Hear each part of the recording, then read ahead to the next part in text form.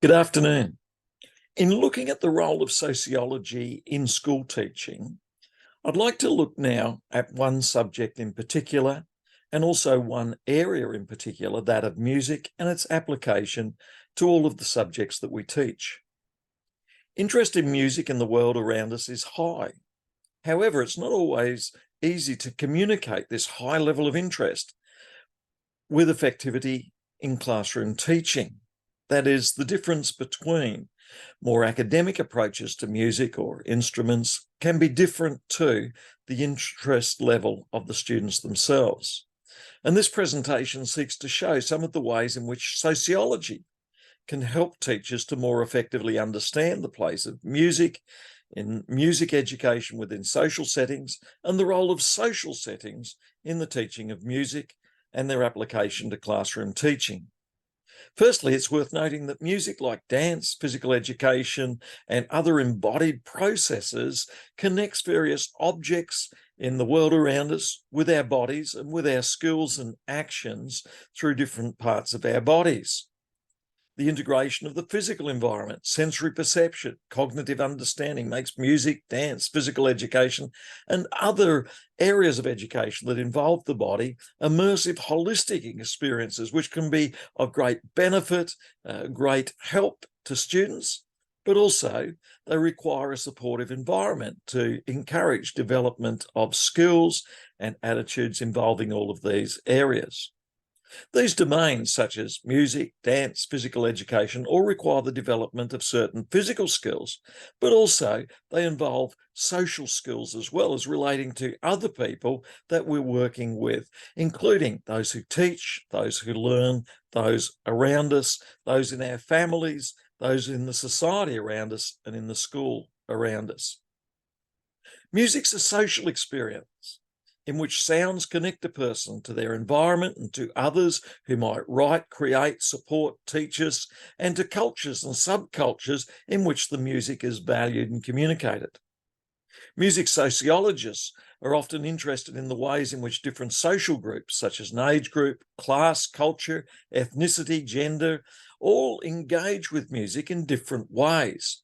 And as a person moves from one group to another, such as preschool to upper primary to upper secondary, music taste can change, or as one moves from one ethnic or cultural group to another, or religious group to another, there can be different musical tastes, and it's important to recognise that the music tastes of teachers could be different to those of one group of students or children or peers, which can be grouped to another group can have different approaches and interests, and so it's important to be aware of these differences and to listen to students in order to seek and to understand and value the different music tastes that they have. Sociology looks at the ways in which different social groups produce, distribute, consume, use, play, and teach music, and the way in which music involves commodities such as instruments that we might purchase, or recordings, or cultural objects such as the way in which we dress, or dance routines, all of the other social and cultural and commodifying experiences that we might engage with in music can be different for different age groups, different social groups, and different cultural groups as well. So sociology helps us to understand some of these differences and the different meanings that are ascribed to different cultures, different classes and age groups, and how new meanings can develop that can differ from old meanings, can build from old meanings, can be constructed, maintained, and even contested between old and new meanings. So a fundamental aspect of sociology, and particularly the sociology of music, is to look at the way in which music is practiced within a group, within a setting, within social constructions of meaning within these different settings.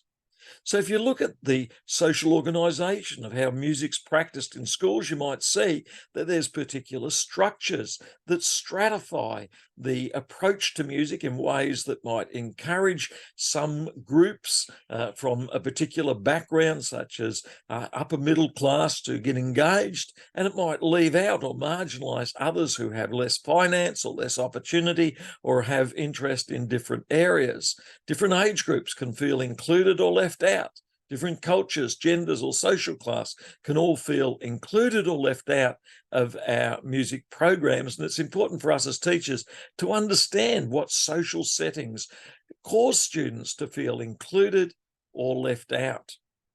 For example, in terms of social class, middle class children might feel more included to use certain instruments.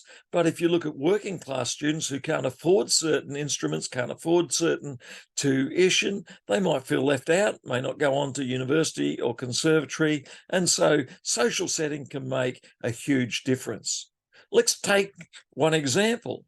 A student named Paul, who had some friends.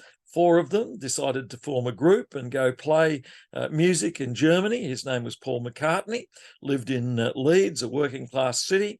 And in some ways, they felt left out. They formed a group, the Beatles, played music there in Liverpool and in Germany, and then came back. And some might say that Paul McCartney had a gift. He had some entrepreneurship and did very well, but they might forget the social settings that both limited their other opportunities in life and the social settings and networks that they formed as they found that there were those who could help record and help produce and help distribute their music.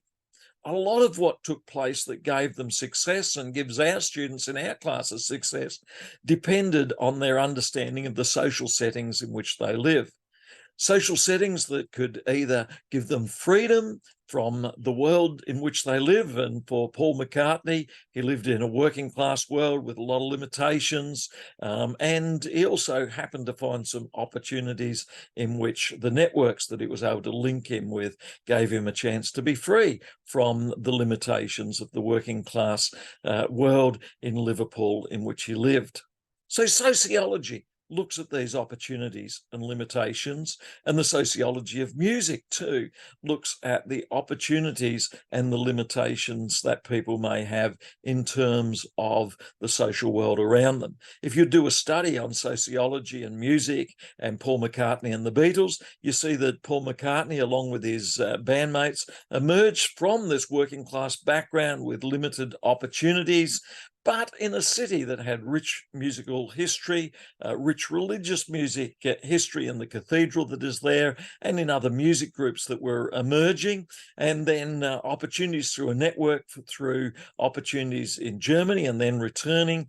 He found that he could produce music and then also develop new songs, and they had a lot of success. Building on that success, they were able to draw on social capital that was provided by the network opportunities in London in particular, and the music producers and managers that they linked with. And this social capital provided the resources and the relationships and networks that would bring them success. And many young people today who dream of such opportunities find that the lack of social capital, the lack of networks, the lack of opportunities hold them back. But if they had knowledge of particular areas to go to, particular supporters, particular applications that they could fill out, then they could have a great deal more success as well. And so in schools, we were able to give them the skills to explore the wider world and explore these opportunities more fully, and to use a whole range of creative arts and skills, from literature through to finance and accounting, all of those skills that give people success in life. The Beatles and Paul McCartney and the others were able to use their musical abilities and creativity combined with their social networking opportunities to be free of the limitations of their working class world, and to combine their insights with new innovative creative songwriting, and they had a great deal of success. And sociology can give us a lot of insights into reasons for this success. In terms of engaging with music, children from different social groups often are more interested in different styles of music and practices. And for McCartney and the Beatles, it was the discovery of a narrow band of opportunities. And some people said there was no future in them, but they were able to explore them and find that there was a huge future in them, and went on to develop their songwriting and musical talents and other opportunities they had. In terms of social class, it's often the middle class children who are much more likely to have these opportunities, and often they have more opportunity and more resources to go forward. And the study of sociology of music can look at these opportunities and limitations and what can help in these areas. We could also consider other sociological categories such as gender, and we see that girls are much more keen on many areas of music, such as singing, choirs, playing classical musical instruments, keyboards, guitars, and other instruments, and often the boys can feel left out. And I'm reminded of an example of in my own life and friends of mine when we took up guitar playing with a group of people for 3 or 4 weeks, and we felt very involved and interested. But then some really good guitar playing people came and joined our group and made us feel as though we didn't have so much for offer. And about half of the group gave up playing guitar and never played again for years that followed. And so it shows how social expectations and the support around can cause people to miss out. I'm also reminded of a town in northern Tasmania where Peter Sculthorpe went for his first piano lesson. And after that, when he was asked to go home and practice, thought it would be interesting to start to write some piano. And when he went back a week later to class, the teacher said, have you practiced? And he said, oh, I didn't get around to practicing much, but I wrote songs. Here's the songs. The teacher was very annoyed, gave him the cane, whack, whack, whack, and says, you need to practice, otherwise you won't go far. And he felt like giving up at that point, but he went on and practiced his piano, and he didn't give up on the writing of music. Peter Sculthorpe went on while he was doing it, didn't tell anyone that he was continuing to think about writing music. And even though he received the cane for wasting time writing music, was told to give it up, he went on to become one of Australia's great songwriters. So sometimes when people feel squeezed out by the social world around them, they can actually push through and achieve a great deal. So social worlds around us can stop people from achieving, or people can find strength within or find the social encouragement around to achieve a great deal. Margaret Bowton makes a blunt appraisal of the romantic inspirational understanding of creativity in areas such as music or art or poetry writing or literature, in which there's this idea that an individual gets a great inspired muse and writes and achieves a great deal is wrong. That is, Bowden says it's so important to understand the importance of the social network around that gives success to students, that if we miss this, we can miss the educational support that's needed for students to do well with their creative ambitions. Together with Vera Zolberg and others, Bowden and Zolberg have noted that there's still a belief by many that an artist or a musician can go away on their own, and that they can be self-expressive and have a great deal of success. And that's not the truth at all. That is, there's a lot of organisation, a lot of educational training, there's a lot of practice, there's a lot of skill, there's a lot of finance, there's a lot of support that's needed if people are going to be successful in any of the creative arts. And children and students can miss out if they don't have that level of support. And of course, even if they do have that level of support, they may not decide to go ahead with the demanding task of developing their creative talents. This mythic belief of individuals receiving inspiration and achieving a great deal fails to understand the complex systems and social networks that are required to support students if they're to do well in the creative arts. The systems model has proposed a model of creativity that says that creativity is a dynamic process that involves many elements, including social support, a culture that supports, cultures that have symbolic rules, cultures that encourage some and discourage others, cultures that favour some types of music or creative arts and literature and may not give much support to others. And so we need to recognise that there's a great deal of support for some cultural activities and creativity, but there may not be much support for others. One writer, suggests that to study creativity by focusing on an individual alone accomplishing much is like studying an apple tree and saying it produces fruit only by its inspired effort. Fail to recognise the growth and development of tree, the role of the sun, the role of the soil, the role of fertiliser, pest control, the role of the farmers, economics, all these other roles that are involved.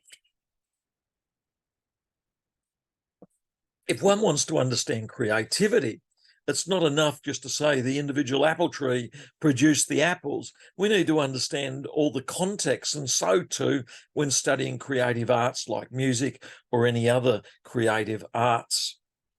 Bowden in chapter 10 on the elite or everyman discusses the myth that it's the elite that are very good at the creative arts and music, and recognises that every person has opportunity to be good at drama, music, or any of the creative arts.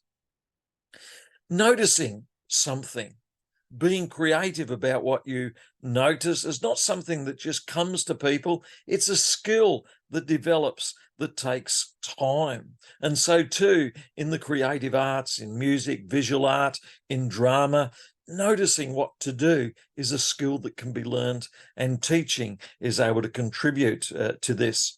In writing on creativity, the psychologist Perkins suggests that there are 6 principles that can contribute to this. Firstly, self-expression, not holding back, growing confidence in your ideas, your images, in your creativity is important. That is, people need support for having a go, for being different, for being expressive. Secondly, we see that speaking and practicing, saying something, rather than giving up and saying, I'm drawing a blank, pushing through is important. Thirdly, playing music, giving it a go, speaking out, getting to know the instrument or our voice or our writing or our artwork is important. Not over-explaining to block ourselves, but rather developing intuition, but also getting educational support and having a network of people around us who can support us can be very important. And for more information, you could explore those who've written on this, such as McIntyre in his writings on the systems model of creativity.